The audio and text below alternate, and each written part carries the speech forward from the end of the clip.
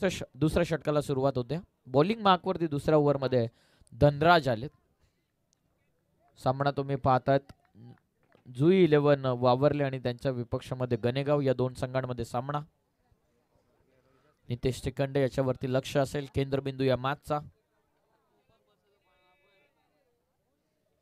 बोलत या half tracker पुल करतात सहजतेनं खेचून घेतलाय. हिटमॅनची आठवण करून देणारा फटका सहजतेनं पूल. बॉल सीमा पार आदित्यच्या बॅटमधून या मॅच मधला दुसरा षटकार.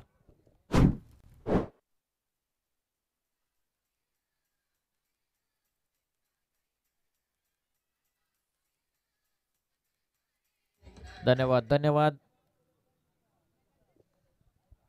षटकार आलाय 6च्या मदतीने संघाची धाव संख्या जाऊन पोहोचलेली ती 16 वर. राऊंड द स्टम्प्स रायझिंग फटका लॉंग ऑफ ओ कॅच ड्रॉप.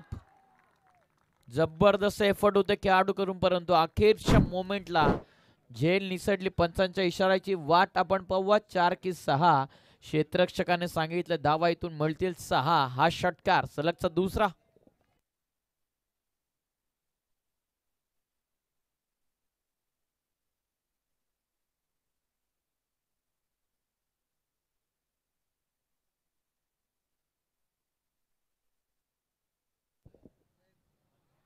शरीरापासून दूर वाईट बॉल पंचांचा इशारा.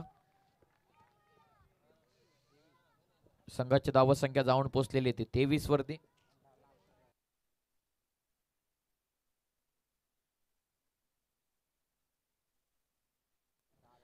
तेवीसावा रायगड लाईव्ह इव्हेंट या वेबसाईट वरती तुम्ही लाईव्ह प्रेक्षेपण पाहतात.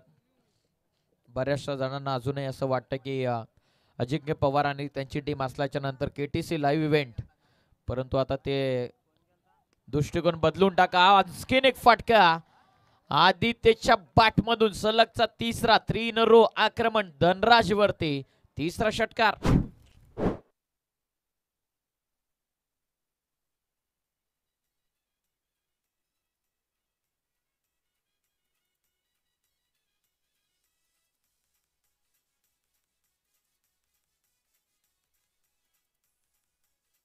धन्यवाद धन्यवाद.